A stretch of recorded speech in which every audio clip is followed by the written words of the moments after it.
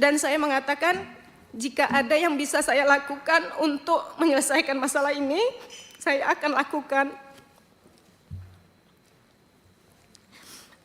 Dan jika saya harus tidak mengajar lagi di SD itu, saya pun ikhlas. Bismillahirrahmanirrahim. Assalamualaikum warahmatullahi wabarakatuh. Yang saya hormati Bapak Pimpinan Komisi 3 dan Bapak-Bapak anggota yang saya hormati semuanya. Baiklah, di sini saya akan menceritakan sedikit kronologi dari awal tahun 2025. Itu bertepat di bulan Januari tanggal 8, kejadiannya terjadi di lapangan sekolah. Jadi anak berkumpul di lapangan sekolah dari kelas 1 sampai kelas 6. Kebetulan ada anak 4 orang yang rambutnya bersemir, Pak. Jadi rambutnya bersemir pirang, anak kelas 6 SD. Merah gitu ya, cat pirang ya? Iya, di semir pirang, ini cat merah. Jadi saya melakukan razia, karena sebelumnya sudah diberitahu, sudah dikasih tahu bahwasanya yang dicat harus dicat hitam kembali seperti itu sebelum libur semester. Ternyata setelah masuk liburan semester, mereka masih rambutnya bersemir. Nah, jadi saya merazia, saya potong rambutnya. Anak yang bertiga, teman anak yang ini tadi, mereka menurut, ketika dipotong mereka menurut karena mereka merasa memang salah mereka seperti itu. Nah, yang satu ini mereka berontak, dia nggak mau dipotong rambutnya. Jadi akhirnya saya bilang dipotong sedikit aja seperti itu. Akhirnya dia mau dipotong. Setelah rambutnya dipotong, dia putar badan itu ngomong kotor, Pak. Jadi setelah dia ngomong kotor, saya refleks, nabok mulutnya. Kamu ngomong apa? Orang tua di sekolah ini ya guru kamu, seperti itu. Kalau di rumah orang tua kamu ya orang tua kamu, tapi kalau di sekolah guru inilah orang tua kamu, seperti itu, Pak. Tapi tidak ada kejadian yang berdarah atau mungkin giginya patah atau seperti apa, tidak. Refleks satu kali dan saya tidak pakai atribut apapun di tangan saya, seperti itu. Nah, dan anak itu masih masuk ke pelajaran selanjutnya. Jadi masih belajar sampai selesai, sampai pulang sekolah masih belajar. Jadi kejadiannya hari Rabu, pulang sekolah mungkin dia ngadu ke orang tuanya. Setelah itu orang tuanya ada datang ke rumah saya. Datang ke rumah saya, dia marah-marah ngomong, apa yang kau anuin dengan anak aku, kata gitu kan. Jadi saya jawab, duduk dulu bang, biar kita ngomong baik-baik kan gitu. Tapi dia tidak mau ngomong baik-baik, akhirnya marah-marah gitu. Sudah tuh sampai ngelontarin kata-kata kasar juga. Sampai dia balik, dia ngomong juga sama saya, mati kau kubuat, kata. Kalau udah secara kasar, secara halus, katanya kayak gitu, Pak. Jadi itu mengancam begitu orang tua, mati kau kubuat, kalau tidak secara kasar atau secara halus. Iya, jadi pas hari Kamisnya kepala sekolah memanggil orang tua tersebut. Maksudnya biar mediasi, tapi hari itu saya tidak diperbolehkan ke sekolah sama kepala sekolah. Karena takutnya terjadi apa-apa sama saya gitu. Jadi kepala sekolah berbicara dengan orang tua tersebut, tapi orang tua tersebut tidak mau karena kami sudah mengadukan ini ke proses hukum seperti itu, tidak mau berdamai kayak gitu. Akhirnya dia adukannya ke Polsek Kumpe waktu itu. Nah, akhirnya saya dipanggil juga, dapat surat undangan, diwawancarai di sana, dan tanggal ada di situ tanggal berapa? Melakukan mediasi di Polsek, sudah sempat juga melakukan mediasi di Polsek, sudah sempat, tapi memang orang tuanya juga tidak mau. Malahan dia menyebut kalau ada jalur yang tidak melibatkan dinas pendidikan, saya tempuh jalur itu. Seperti itu, Pak. Akhirnya kasusnya berlanjut, sampailah ke Polres. Ini saya singkat aja ceritanya, Pak. Nggak apa-apa, detail juga nggak apa-apa. Detail juga nggak apa-apa. Terus. Jadi pada tanggal 13 Januari, itu Kabid SD kebetulan dipimpin dengan Pak Sabki, waktu itu sempat datang juga turun ke desa. dan datang ke rumah orang tua tersebut untuk mediasi juga Pak. Tapi tidak menemui titik temu. Udah itu yang kejadian mediasi di Polsek itu tanggal 22 Januari. Mediasi di Polsek terjadi, ya orang tua mengatakan seperti itu. Kalau ada jalur yang tidak melibatkan dinas pendidikan, saya tempuh jalur itu katanya.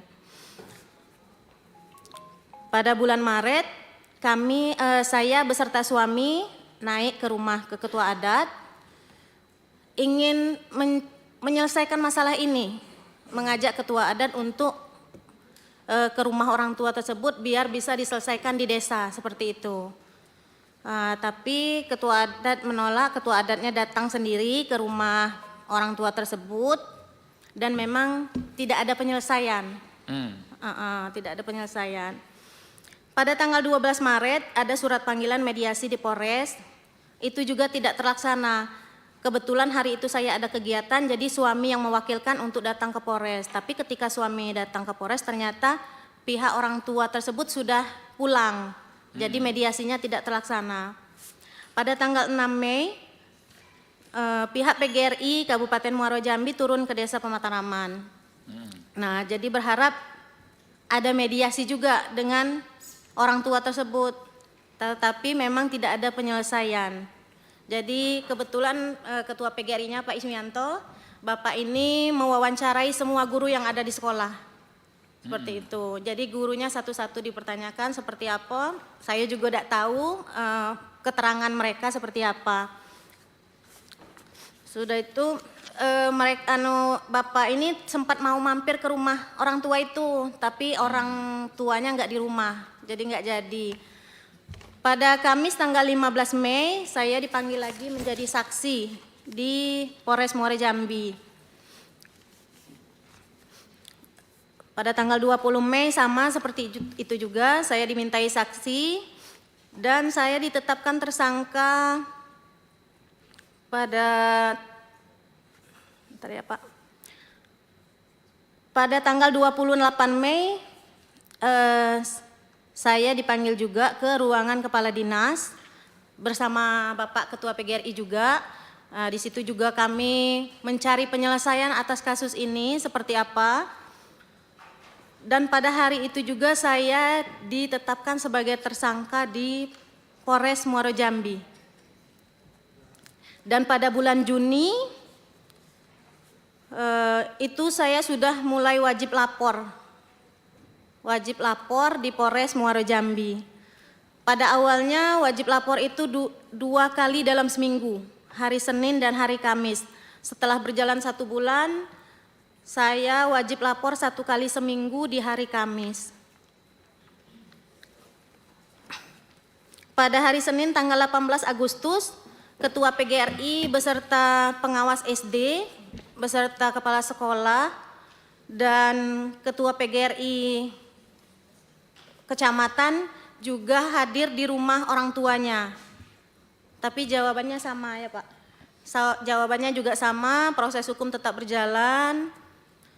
Dan ada juga saya saya ke rumah beliau bersama suami saya untuk meminta maaf secara pribadi, saya dengan suami. Jawabannya juga, ya kalau dimaafin tetap dimaafkan, tapi proses hukum tetap berjalan seperti itu Pak.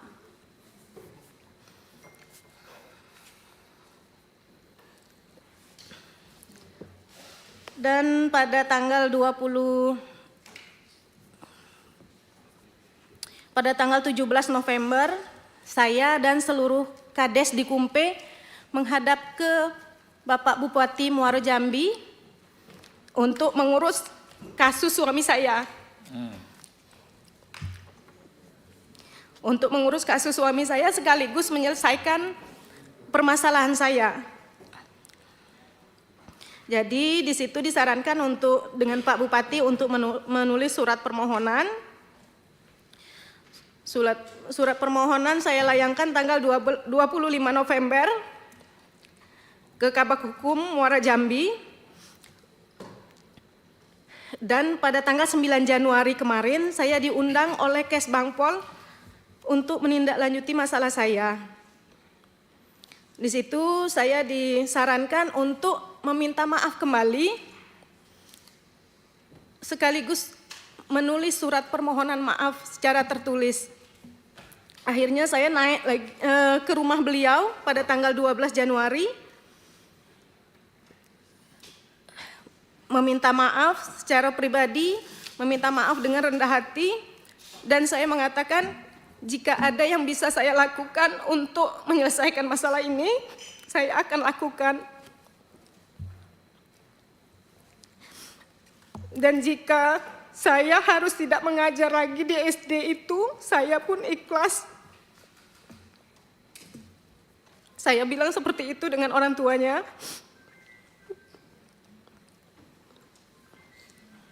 Tapi jawaban mereka, kami mau berembuk keluarga dulu, besok pagi saya kasih keputusannya. Tapi keputusan itu tidak ada sampai hari ini.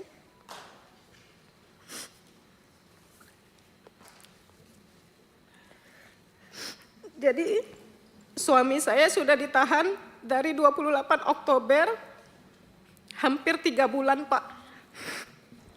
Dan saya menjalani ini dari 6 Juni, wajib lapor ke Polres, 1 minggu 1 kali. Jadi kalau dari pihak pendidikan, pihak Bupati memang sudah banyak membantu, tapi memang tidak ada penyelesaiannya seperti apa. Seperti itu Pak.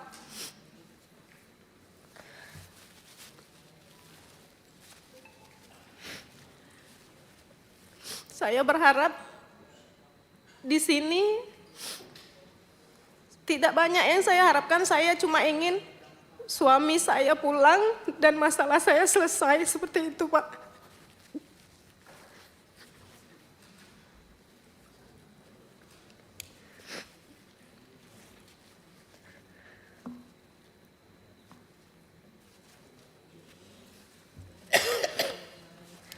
Terima kasih Pak. Oke, Bu.